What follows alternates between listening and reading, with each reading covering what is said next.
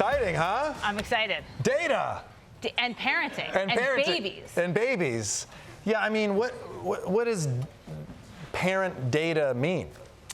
So there's data on parents? Yes, there is data on parents, and I am a firm believer that data is the key to making your parenting easier and happier and more relaxed. Are you very relaxed?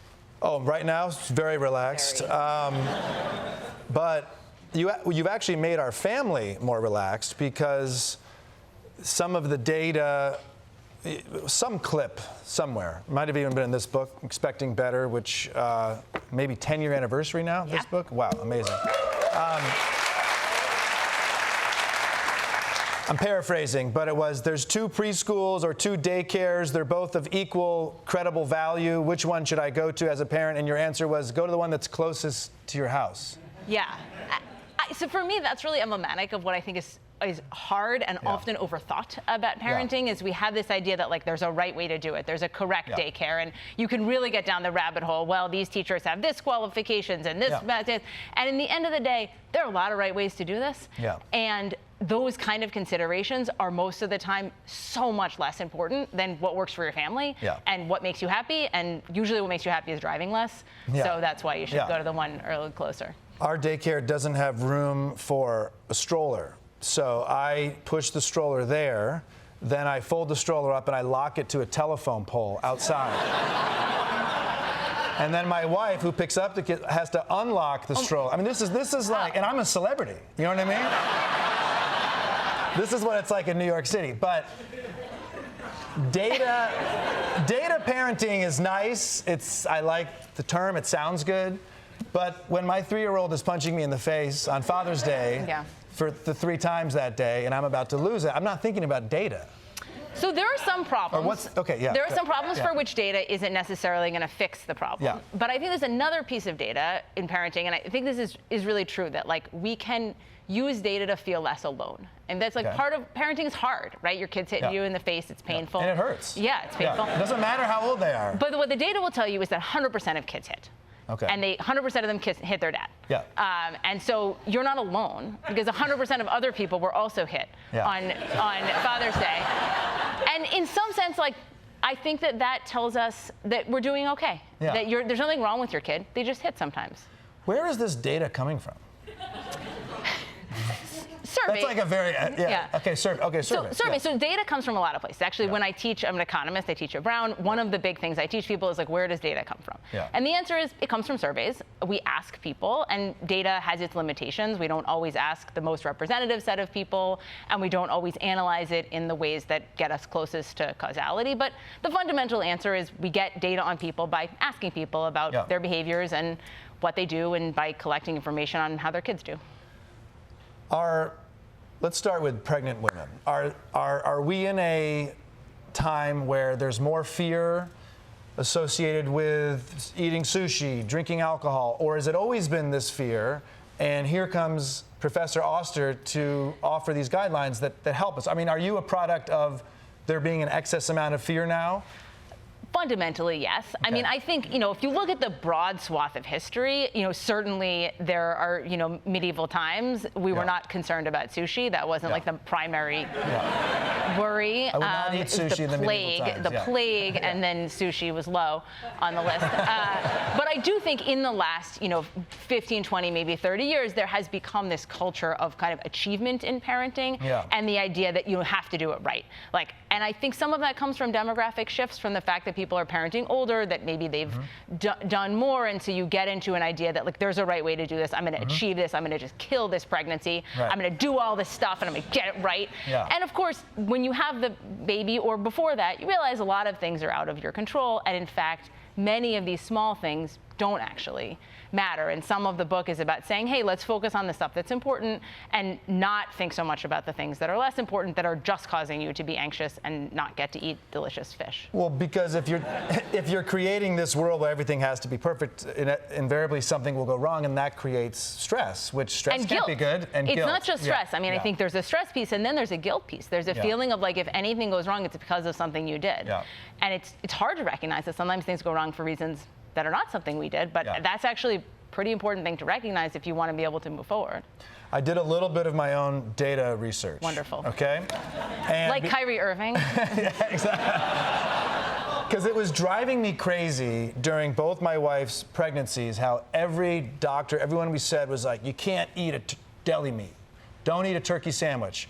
You can't eat because of listeria. This was the big thing. And I know you talk about listeria in here, but so I said, okay, I'm curious, how many pregnant women in the United States even got listeria last year? And according to Google, I don't know if Google's a reputable source, it says 200 pregnant women last year got listeria. 200,000 pregnant women got in a car accident. So I'm thinking, by that standard, they should be saying pregnant women don't get in a car. It's considerably worse. Am I an amazing parenting data scientist right now? But yes. It speaks to like the fear and trying to make some sense of it.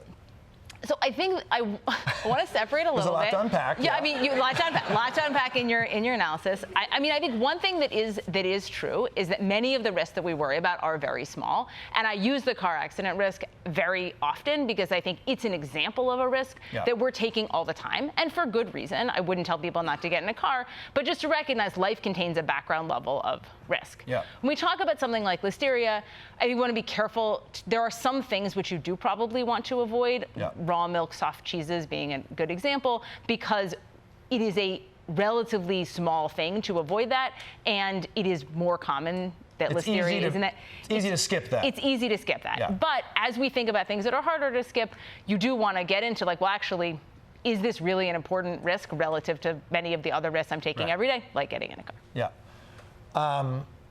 I didn't realize how much my parents parenting me was going to turn me, excuse me.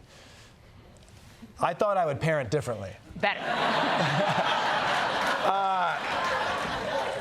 I had great parents, but I thought I would do things differently. Are we just doomed? And is there data on this? Okay, there is data on there are some things you probably do differently. Okay. And sometimes because we've advanced our data, you probably put your baby to sleep on their back, and your parents probably put you to sleep on your stomach, because we learn more about data. Yes. That we can discuss that later. But I think it is of course true that we're all products of our own parenting, but also that many of the things our parents did are great. And in the end, there's a lot of right ways to do this. And I think we always want to like move away from our parents, but you're probably fine. You're an economist. Your husband's an economist. Are your kids like, don't hit your brother? But what's the data on that, Mom?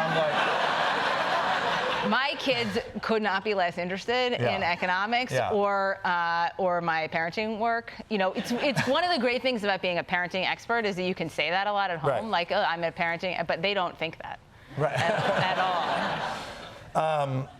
Your new book, it's coming out. You can pre-order it. What is your new book about? So the new book is called The Unexpected, and it is about navigating pregnancy after complications. So for about 50% of pregnancies, they end with in a complication, a loss or preeclampsia or something, and the book is really an attempt to help people work through in a later pregnancy how to avoid those complications, what you can do about them, and how to navigate conversations with your provider. So that's the idea. Okay, great. One of the things I read that you said that I really enjoyed was studies say versus all studies say.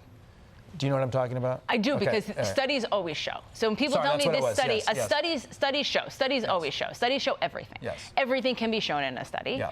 And the question is often, what does the bulk of the evidence say? Because when we look at most of the problems in this book, in all of the space of pregnancy and parenting, there's almost always many different pieces of evidence, which we need to look at all together. And so when somebody comes up and they say, well, this one study said that, I want to be like, well, is that the only study we have? And it almost never is.